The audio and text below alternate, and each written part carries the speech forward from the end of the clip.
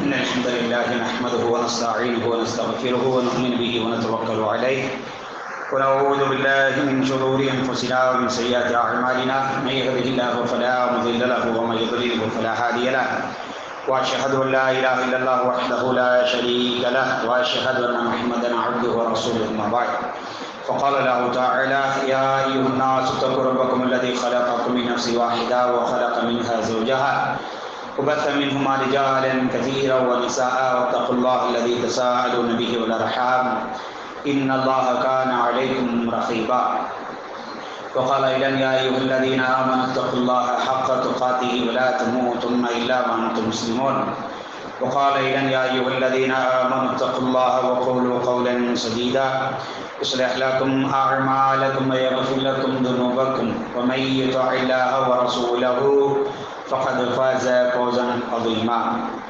اللهم صل على محمد وعلى آل محمد كما صليت على إبراهيم وعلى آل إبراهيم إنك حميد مجيد اللهم بارك على محمد وعلى آل محمد كما باركت على إبراهيم وعلى آل إبراهيم إنك حميد مجيد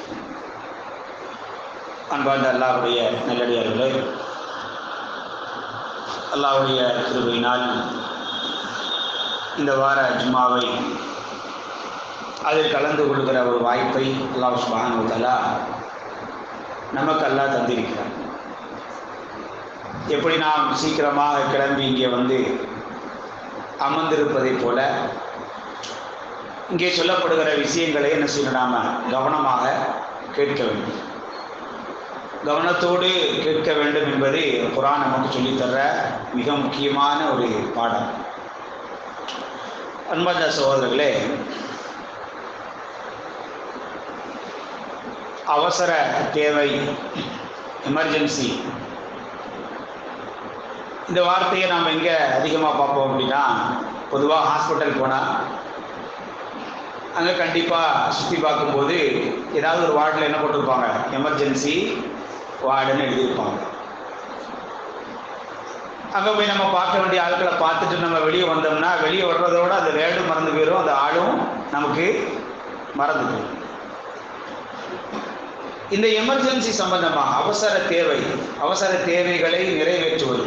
emergency அப்படின்னா பொதுவாக நாம் என்ன விளங்கிட்டோம்னா ரத்தம் கொடுக்கிறதா எமர்ஜென்சின்னு நினைச்சிட்டோம். ஆனால் மார்க்கம் அதை பல வகையில், அவசர தேவை என்பது அது ரத்தம் மட்டுமல்ல, எதுவாக இருந்தாலும் அதை கொடுப்பது தான் என்னது மார்க்கம் நமக்கு வலியுறுத்தி இருக்கிற முக்கியமான விஷயம். இதை பற்றி ஒரு மூமிலும் பேச வேண்டும். ஒருத்தருக்கு அவசர தேவை என்ன இருக்கிறது என்பதை பற்றி ஒருத்தரும் பேச வேண்டும். ஒரு மூமினும் முஸ்லீமும் அதை பேசி ஆகணும். அல்லாஹ் குர்ஆன்ல ஒரு வசனத்தில் சொல்றான், எல்லாருக்கும் தெரிஞ்ச வசனம் தான், அரஐதல்லதி யுகذிபு பித்தீன். நபியே, மறுமையை பொய்ப்படுத்தியவனை நீங்கள் பார்த்தீர்களா? மறுமையை பொய் அப்படிங்கிறான், மர்ம வாழ்க்கையெல்லாம் கிடையாது, மரணத்துக்கு பிறகெல்லாம் வாழ்க்கை கிடையாது அப்படிங்கிறவனை நீங்க பார்த்தீங்களா? அவன் என்ன வேலை செய்யறான் தெரியுமா? வலா யஹுல்லு அலா துஆமில் மிஸ்கீன். அவசர தேவையோடு ஒரு மிஸ்கீன் அவன்கிட்ட வந்து நின்னா, அப்படி வராம இருந்தாலும் கூட ஊர்ல எல்லாம் மிஸ்கீன்கள் இருக்கிறாங்களே, அவங்களுக்கு எல்லாம் சாப்பாடு போடணுமே என்பதை பத்தி ஒரு வார்த்தை கூட வாய் திறந்தவன் பேச மாட்டேங்கிறான் அப்படிங்கிறாங்க. வலா யஹுல்லு, மோட்டிவேஷன் பண்ண மாட்டேங்கிறாங்கல்ல. அப்ப மிஸ்கீன் என்ற அந்த அவசர தேவை உள்ளவர்களை பத்தி ஒரு ஆள் பேசல அப்படின்னா, ஒரு மூமின் பேசலன்னா, ஒரு முஸ்லீம் பேசலன்னா, அவங்ககிட்ட என்ன இல்லைங்கிறல்ல, மறுமை என்கிற ஈமானே இல்லைங்கிறல்ல. அதை பத்தி ஏன் பேசணும்? ஊர்ல உள்ள கஷ்டப்படுறவங்களை பத்தி நம்ம ஏன் நினைக்கணும், நம்ம ஏன் பேசணும், நமக்கு என்ன அவசியம் அப்படின்னு நம்ம நினைக்கிறோம்னா நம்ம எதை நம்பலன்னு அர்த்தம்? மறுமையை நாம நம்பலன்னு அர்த்தம். யார் சொல்றாங்க? நம்ம விளக்கத்துல சொல்ல, அரஐதல்லதி யுகذிபு பித்தீன். அல்லாஹ் கேட்கிறார், மறுமையை பொய்ப்பித்தவனை நீங்க பார்க்கலையா? அவன் யாரு? அவன் எந்த ஒண்ணுக்குமே என்ன செய்ய மாட்டேங்கிறான், மோட்டிவேஷன் பண்ண, வாய் திறந்து பேச மாட்டேங்கிறான். மக்களுக்கான அவசர தேவைகள் என்பதை பத்தி அவன் பேசுறதுக்கு அவனுக்கு நேரம் இல்லை. இந்த மாதிரி ஆட்கள் யாரு? அவன் தொழக்கூடியவனாக இருந்தாலும் அவன் எதை பொய்ப்பிக்கிறான்? மறுமை வாழ்க்கை இல்லைன்னு அவன் சொல்ல வரான். எனவே பாருங்க, யோசிச்சு பாருங்க, 2 லைன் தான் இது, நம்ம எல்லாரும் தெரிஞ்ச சூறா தான், அப்படிதானே? ஆனா இதுல என்ன அழகான விஷயத்தெல்லாம் சொல்லித்தரான். ஓரோருக்கு என்னென்ன தேவைகள் இருக்கிறது, ஒரு அவசர தேவை இருக்குன்னா அதை பத்தி நாம பேசணும், அதற்கான நடவடிக்கைகளை நாம் எடுக்கணும். இந்த நிலைப்பாடு, இந்த பண்பு ஒரு முஸ்லீம்கிட்ட என்ன செய்யணும், இருக்க வேண்டும். இது ஈமான். இது என்ன? இது என்ன? இது ஈமான். மறுமையை நம்புற ஈமான். அதோட அடையாளம் என்ன? அவசர தேவைகளை பற்றி பேசுவது. குர்ஆனை நீங்க தொடர்ந்து பாருங்களேன், எவ்வளவு ஆயத்துக்கள். பாராட்டப்பட்ட மக்கள் எல்லாம் நீங்க கவனிங்க. குர்ஆன்ல நிறைய மக்கள் எல்லாம் பாராட்டி சொல்லலாம். நபிமார்கள்ல இருந்து, நல்லடியார்கள்ல இருந்து நிறைய சம்பவங்களை குர்ஆன்ல சொல்லலாம். அந்த சம்பவங்களை எல்லாத்தையும் எடுத்து பாருங்க, எல்லாமே எமர்ஜென்சி தான். எல்லாமே என்னதான்? எமர்ஜென்சி தான். ஃபிரௌனுடைய மனைவி அன்னை ஆசியா அவங்களை பத்தி அல்லாஹ் குர்ஆன் சொல்றாங்க. அவங்க அல்லாஹ்ட்ட என்ன கேட்டாங்க? ரப்பி பினிலி ஐந்தக பைத்தன் ஃபில் ஜன்னா, எல்லா சொர்க்கத்தில் ஒரு வீட்டை எனக்கு அமைத்து தருவாயான்னு கேட்டாங்களா இல்லையா? அவங்க எப்ப இஸ்லாத்துக்கு வந்தாங்க? மூசா நபியும் ஃபிரௌனுடைய சூனியக்காரர்களும் 2 பேரும் விவாதம் நடக்கிற போது அது மூசா அலைஹிஸ்ஸலாம் அவங்க ஜெயிச்சிட்டாங்கிற கேள்விப்பட்ட உடனே, அப்படி என்றால் நான் மூசாவுடைய ரப்பை ஏற்றுக்கொள்றேன்டாங்க.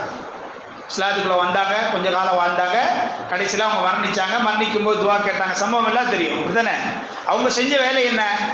அவங்களுக்கு இப்படிப்பட்ட ஒரு ஈமானிய வாழ்க்கையோடு மரணிக்கிற ஒரு சூழல் அவங்களுக்கு எப்படி ஏற்பட்டுச்சு? அவங்க செஞ்ச அவசர உதவி. மூசா அலைஹிஸ்ஸலாம் அவங்க அப்படியே தண்ணியில மிதந்து வரும்போது அவங்களுக்கு அவசரமா உதவி செஞ்சது யாரு? யார் உதவி செஞ்சா? அசா ஐயன் ஃபவுனா, அந்த பிள்ளையை கொண்டுராத, இந்த பிள்ளை நமக்கு தேவை உள்ள ஒரு பிள்ளையாக அல்லது நமக்கு பயனளிக்கிற ஒரு பிள்ளையாக இருக்கும் அப்படின்னு அவசரமாக மூசா அலைஹிஸ்ஸலாமுக்கு உதவி பண்ணது யாரு? யாரு? அன்னை ஆசியா அவர்கள். அவங்களுக்கு கிடைச்ச பரிசு என்ன? அவங்களுக்கு கிடைச்ச பரிசு என்ன? குர்ஆன்ல மறுமை நாள் வரைக்கும் யார் யாரெல்லாம் குர்ஆன் ஓதுறாங்களோ அவங்க எல்லாரும் யாரை நினைக்காம இருக்க முடியாது? அன்னை ஆசியா அவங்களை நினைக்காம இருக்க முடியாது. அவங்க செஞ்ச அவசர கால உதவி. வேற எதுவுமே இல்லை குர்ஆன்ல. அவங்கள பத்தி 3 செய்தியா இருக்கு. ஒண்ணு அவங்க கேட்ட துவா, இன்னொன்னு அவங்க செஞ்ச அந்த உதவி, இன்னொன்று மூமின்களே நீங்கள் இந்த ஆசியாவர்களை போன்று வாழுங்கள். இந்த 3 தான் இருக்கு குர்ஆன்ல. அப்ப யோசிச்சு பாருங்க, அல்லாஹ் சுப்ஹானஹு வ தஆலா ஒரு அவசரமாக அந்த தேவையை உடையவர்களுக்கு உதவி செய்ததுக்கு அல்லாஹ் எவ்வளவு பெரிய கூலி கொடுக்குறாங்க. ஹில்ர் அலைஹிஸ்ஸலாம், மூசா அலைஹிஸ்ஸலாம் அவங்களோட ஒரு கடல் பயணம் போறாங்களா இல்லையா? போகும்போது என்ன செய்யறாங்க? ஒரு கப்பலை ஓட்ட போடுறாங்க. மலிக்கோன், இந்த கப்பலுக்கு பின்னால், இந்த மக்களுக்கு பின்னால் ஒரு மன்னன் இருக்கிறான். இந்த கப்பல் அங்க கிராஷ் பண்ணி போச்சு அப்படின்னா இந்த கப்பல்களை எல்லாம் அவன் என்ன செய்வான்? பிடித்துக் கொள்வான். அவசர உதவியாக அவங்க என்ன செஞ்சாங்க? ஒரு ஓட்டைய ஹில்ர் அலைஹிஸ்ஸலாம் அவங்க போட்டாங்க. சம்பவம் எதுல இருக்கு? குர்ஆன். மறுமை நாள் வரைக்கும் இந்த சம்பவம் ஞாபகப்படுத்தப்படும். யாரெல்லாம் அல்லாஹ்வை நம்பினார்களோ, மறுமை நம்பினார்களோ, மலக்குகளை நம்பினார்களோ, குர்ஆனை நம்பினார்களோ அவங்க எல்லாருமே எதை நினைச்சு பார்ப்பாங்க? ஹில்ர் அலைஹிஸ்ஸலாம் செய்த இந்த அவசர உதவியை நினைச்சு பார்ப்பாங்க. அல்லாஹ் அப்படி அமைச்சு வச்சிருக்காங்க குர்ஆன்ல. அவசர உதவிகள் செய்தால் அல்லாஹ் சுப்ஹானஹு வ தஆலாவுக்கு எவ்வளவு விருப்பமான காரியம் என்பதை என்ன செய்யணும்? நாம கொஞ்சம் யோசிக்கணும்.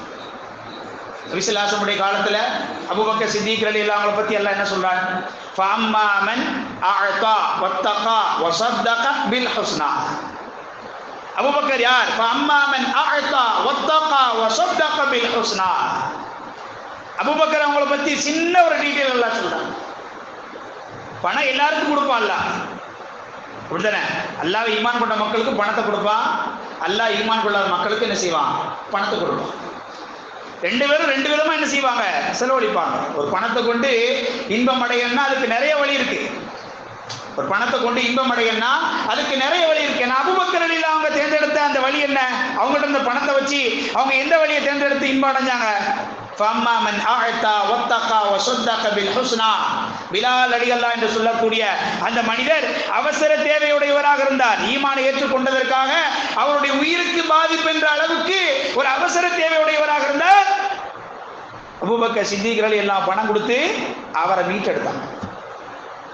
அல்லாஹ் சொல்றான் ஃபஅம்மா மன் அஅதா வத்தகா வஸத்தக பில் ஹுஸ்னா. இந்த வசனம் யாருக்கு? இந்த வசனம் யாருக்கு? அபூபக்கர் சித்திக் ரலியல்லாஹு அன்ஹு. அவசர கால உதவி. கியாமத் நாள் வரைக்கும் இந்த ஆயத்துக்கு சொந்தக்காரர் யாருன்னு கேட்டா என்னதான்? யார் தான் பதில்? அபூபக்கர் சித்திக் ரலியல்லாஹு அன்ஹு தான். யார் விஷயத்துல? பிலால் ரலியல்லாஹு விஷயத்துல தான். அல்லாஹ் பாராட்டுற அந்த விஷயங்களை, அவசர கால தேவைகளை நிறைவேற்றுவதற்கு அப்படிப்பட்ட மக்களுக்கு அல்லாஹ் கொடுக்கிற பாராட்டுகள் இது. அல்லாஹ் அந்த விஷயத்தை விரும்புறான். அவசரமாக ஒருத்தவங்களுக்கு உதவி செய்யறத அல்லாஹ் என்ன செய்யறான்? விரும்புறான். தேவையுடையவர்களுக்கு உதவி செய்யறத அல்லாஹ் விரும்புறான். நம்ம கிட்ட பணம் இருக்கு, ரெண்டு விதமா நம்ம செலவழிக்க தானே செய்யறோம். யோசிச்சு பாருங்க. நம்மகிட்ட பணம் இருக்கு, நம்ம செலவழிக்க தான் செய்யறோம். நம்ம வீட்டில் உள்ளவங்களை கூட்டிட்டு போய் என்ன ஒரு ஹோட்டல்ல போய் அவங்களுக்கு சாப்பாடு வாங்கி கொடுத்துட்டு அவங்களுக்கு சந்தோஷப்படுத்தி 5000 6000 பில்லு கட்டிட்டு வரோம். வரதானே செய்யறோம். பில்லு கட்டிட்டு வரோம். அதே நேரத்தில் அந்த 5000 ரூபாயை கொண்டு ஒரு 5 குடும்பம் ஒரு மாசத்துக்கு தேவையான உணவை, அல்லது ஒரு 2 குடும்பத்துக்கு 2500 ரூபா தேவையான ஜாமானை வாங்கி கொடுத்து ஒரு மாச காலம் அந்த குடும்பத்தை ஒரு சந்தோஷமா வச்சுக்கணுங்கிற நினைப்பு நம்மள எத்தனை பேர் இருக்குது? யோசிச்சு பாருங்க. இப்ப பணம் இருக்கு, 2 விதமான பார்வை. இப்படியும் செஞ்சு என்ன செய்யறோம்? இன்பம் அடைஞ்சிக்கிறோம். அப்படி செஞ்சும் இன்பம் அடைஞ்சிக்கலாம். இப்படியும் இன்பம் அடைஞ்சிக்கலாம், அப்படி இன்பம் அடைஞ்சிக்கலாம். நீங்க அவசர தேவை உள்ளவர்களுக்கு இன்பம் கொடுத்து அடைகிறீர்களா என்பதுதான் முக்கியம். அதான் முக்கியம். இப்படி செலவழிக்கலாம், அப்படி செலவழிக்கலாம். எப்படி செலவழிச்சாலும் அல்லாஹ் கொடுக்கிற காசு என்ன செய்வான்? நமக்கு அல்லாஹ் கொடுத்துட்டு தான் இருப்பான். அவசர தேவை கவனத்தில் கொள்ள நாம் இது ஈமான். இது ஈமானிய விஷயம். இது மறுமையை நம்புற விஷயம். இதை கண்டுகொள்ளாமல் போகின்ற ஒரு விஷயம் அல்ல இது. அப்படிங்கிற விஷயத்தை என்ன செய்யணும்? நாம கொஞ்சம் சிந்தனைக்கு கொண்டு வரணும்.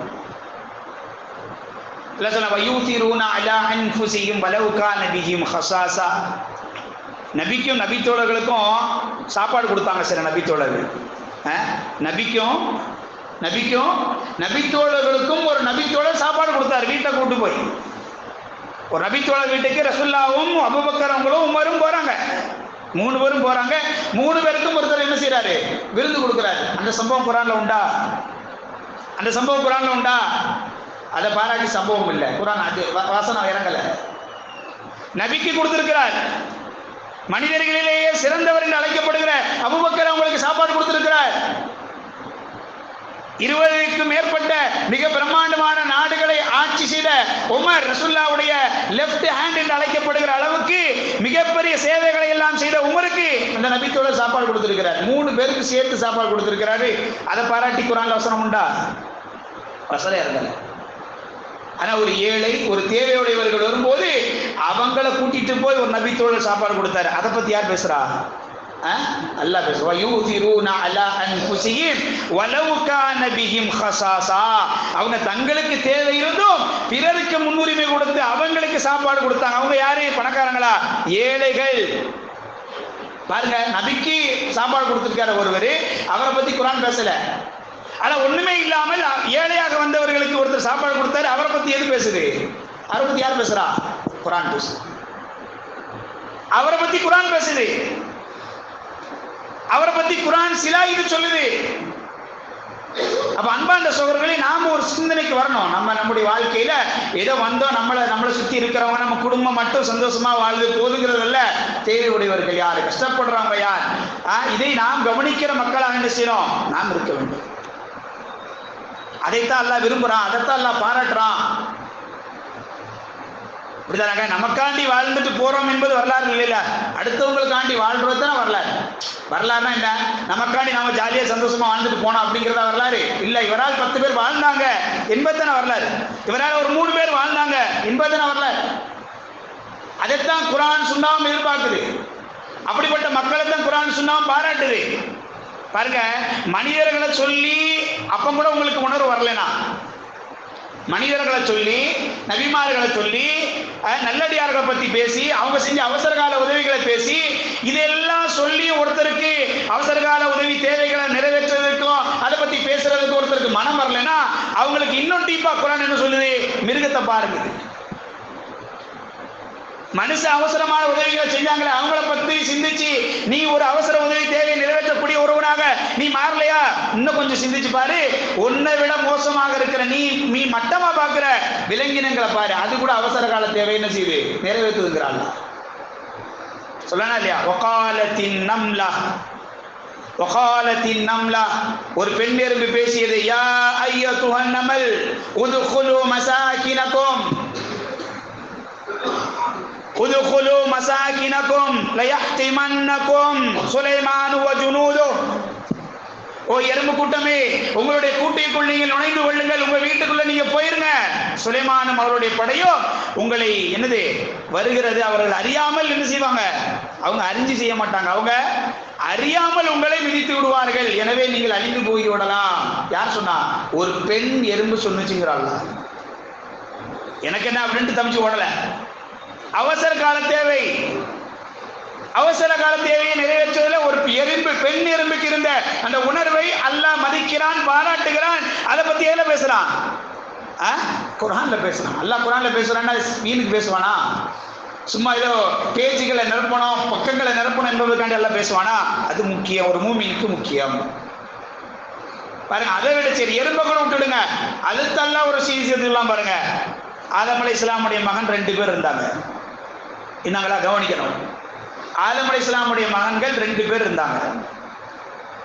அதுல ஒருத்தர் என்ன பண்ணாரு? கொலை செஞ்சாரு. செஞ்சாரா இல்லையா? ஒருத்தரை கொலை செஞ்சாரு. கொலை செஞ்சதுக்கு அப்புறம் தன்னுடைய சகோதரனை எப்படி அடக்கம் பண்ணணும்னு அவருக்கு தெரியல. என்ன தெரியல? தன்னுடைய சகோதரனை கொலை செஞ்சாச்சு, இப்ப கொலை செஞ்ச இவரை, கொலை செய்யப்பட்டவரை எப்படி அடக்கம் பண்ணணும்னு ஒருத்தருக்கு தெரியல. அல்லாஹ் எதை அனுப்புறான்? ஃபபஅஸல்லாஹு குராபன், அல்லாஹ் காக்காவை அனுப்புறான். எதை அனுப்புறான்? எதை அனுப்புறான்? அல்லாஹ் காக்காவை அனுப்புகிறான். கைஃப யுவாரி சௌஅத அஹி, குர்ஆன் சொல்லுது.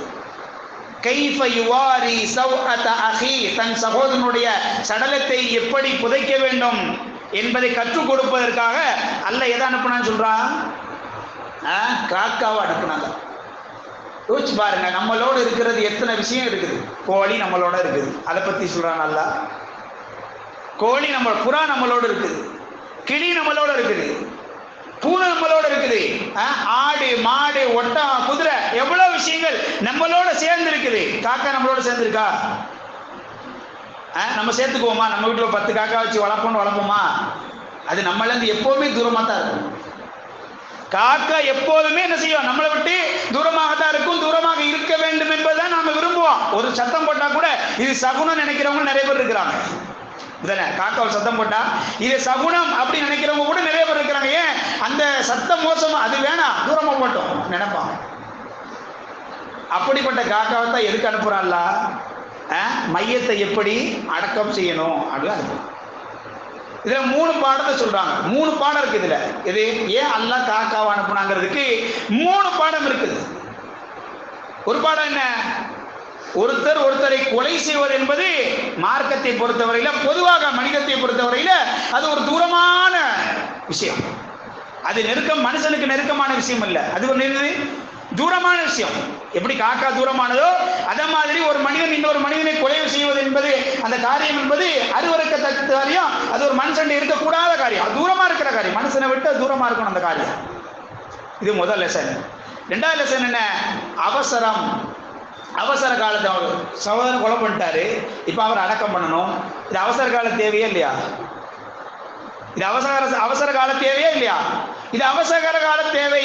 ஒரு காக்கா அது தூரமாக இருந்தாலும் கூட அதை அல்லாஹ் கொண்டு வர வைத்து என்ன செய்யறான்? அல்லாஹ் கற்றுக் கொடுக்குறான். அப்போ ஒரு மவுத் என்றால், ஒரு மையத் என்றால், அது நம்ம எவ்வளவு தூரமாக இருந்தாலும் அது அவசர கால தேவை. அதுக்கு போய் நாம நிக்கணுங்கிற உணர்வு என்ன செய்யணும்? நமக்கு என்ன செய்யணும்? நமக்கு வரணும்.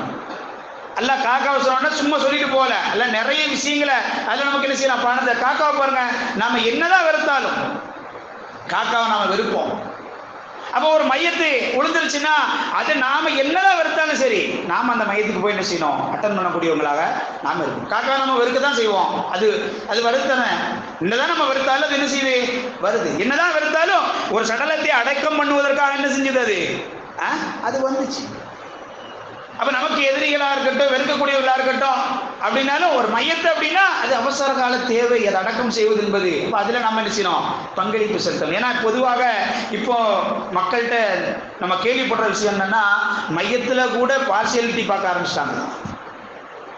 மையத்துல கூட இது யார் விட்டு மையத்து, அது யார் விட்டு மையத்து, அவங்ககிட்ட காசு இருக்கதா, அவங்ககிட்ட காசு இல்லையா, ஏழை மையத்து பணக்கார மையத்துன்ற இப்படியான ஒரு பாகுபாடு பார்க்கிற ஒரு சூழலுக்கு நாம் அறியாமல் என்ன செய்யறோம், தள்ளப்படுகிற சூழலை பார்க்கிறோம். அப்ப இது ஒரு அவசர கால தேவை. மையத்து என்பது ஒரு அவசர கால தேவை. ஃப்ரீயா இருக்கணும்னா அதை நம்ம செஞ்சு கொடுத்துடணும். நமக்கு வேலைகள் நம்ம ஃப்ரீயா தான் இருக்கிறோம் அப்படின்னா நம்மளால அது கேள்விப்பட்டாலே முதல்ல அது எமர்ஜென்சி ஆகும். எமர்ஜென்சின உடனே ரத்தம் கொடுக்கறது தான் எமர்ஜென்சியா தெரியுது நமக்கு.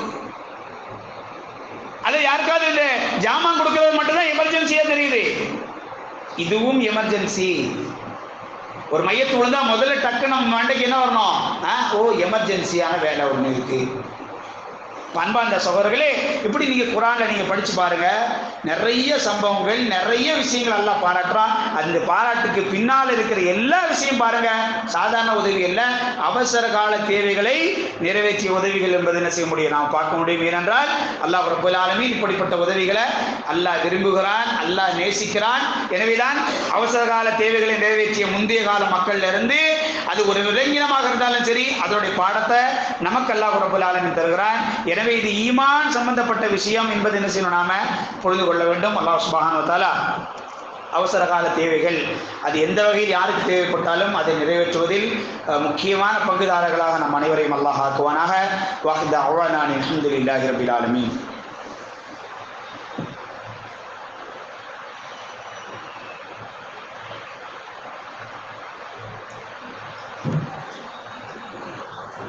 நஹ்மதுஹு வ நஸல்லி அலா ரசூலிஹில் கரீம். அம்மா பாத்.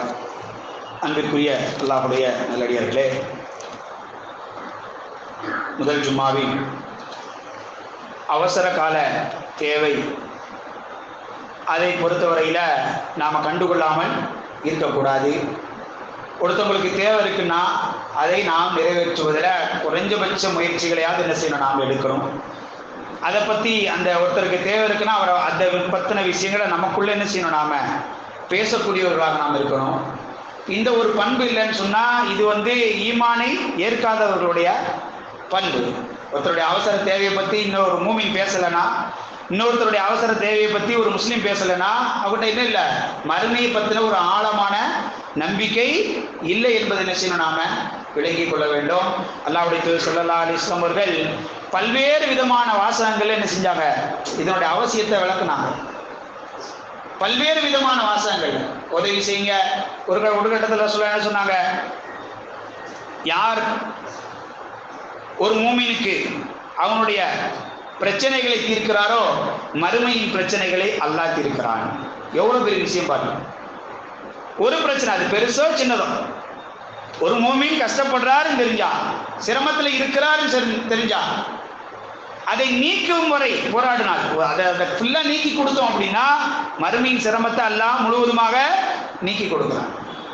அதே விஷயத்தை இன்னொரு விதத்தில் சொன்னாங்க. என்ன சொன்னாங்க, ஒரு மூமின் சிரமப்படுகிறார், கஷ்டப்படலை, சிரமப்படுறார், அவனை செய்யறதுக்கு சிரமப்படுறார், அவருடைய சிரமத்தை போக்கி எளிமையாக்கியவருக்கு நீங்க கொடுத்தீங்கன்னா, ஒரு காரியத்தை எளிமையாக்கி கொடுத்தீங்கன்னா மறுமையிலும் இம்மையிலும் அல்லாஹ் உங்கள் காரியத்தை என்ன செய்வான், அல்லாஹ் எளிமையாக்கி கொடுக்கிறான். சொல்லிட்டாங்களா? ரெண்டாவது. மூணாவது நபிஸல்லல்லாஹு இதே ஹதீஸை இன்னொரு வகையில சொன்னாங்க. என்ன சொன்னாங்க, ஒரு சகோதரன் இன்னொரு சகோதரனுடைய குறைகளை மறைத்தால் அவருடைய குறைகளை அல்லாஹ் மறுமையில் மறைக்கிறான். ஒருத்தருடைய குறையை மறைக்கிறது என்னதான், அது ஒரு விதமான உதவி. ஒருத்தருடைய குறையை மறைக்கிறது என்னதான், அது ஒரு விதமான உதவி.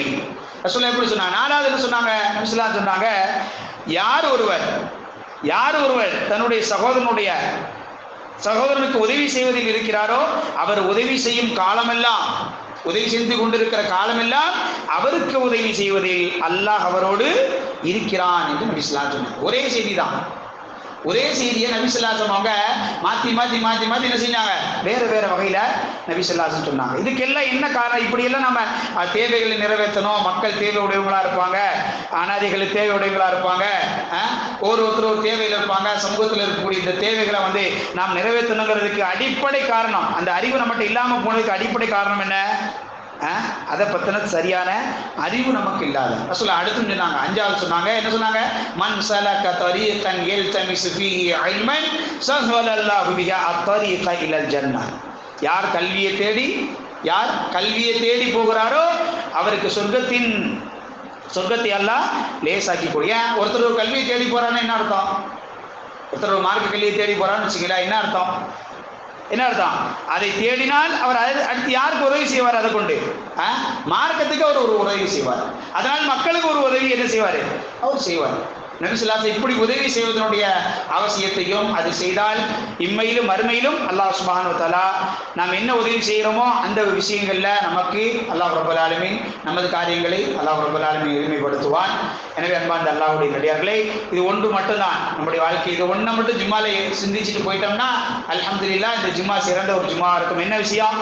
யாருக்கு எந்த ஒரு அவசர தேவை இருந்தாலும் அதை நிறைவேற்றுவதில் நான் முதலாவதாக இருக்க வேண்டும், என்னுடைய பங்களிப்பு பிரதானமான பங்களிப்பாக இருக்க வேண்டும். இது என்னுடைய ஈமான் சம்பந்தப்பட்ட விஷயம். எமர்ஜென்சி என்பது ஏதோ ஒரு ரத்தம் கொடுப்பது மட்டுமல்ல என்ற விஷயத்தை மட்டும் நாம் என்ன செய்யணும்? உணர்ந்து செயல்பட வேண்டும். அல்லாஹ் சுப்ஹானஹு வ தஆலா தௌஃபீக் செய்வானாக. வாஹிர் தஅவானா அல்ஹம்துலில்லாஹி ரப்பில் ஆலமீன்.